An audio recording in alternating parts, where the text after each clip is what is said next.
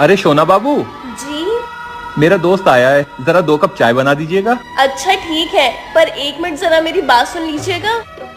आ रहा हूँ, अभी आया। हाँ क्या हुआ? अरे मैं कह रही थी कम से कम अपने दोस्तों के सामने तो मुझे ऐसे नामों से ना बुलाया करिए, मुझे शर्म आ जाती है। अपने शोना बाबू को ऐसे नामों से नहीं बुलाऊंगा तो किसे बुलाऊंगा है? अच्छा आप जाकर बैठिए, मैं चाय बना कर लाती हूँ। ठीक है। और बताओ। यार तुम्हारी शादी को इतने साल हो गए, तुम आज भी अपनी बीवी को इतने प्यारे प्यारे नाम से बुलाते हो, इतनी मोहब्बत करते हो अपनी बीवी से। नाम भी ना लो मोहब्बत का, नाम भूल गया हूँ अपनी बीवी का, याद नहीं आ रहा है और पूछने की मुझमें हिम्मत नहीं है।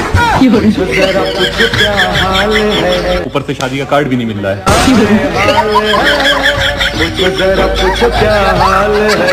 और बताओ सब ठीक है?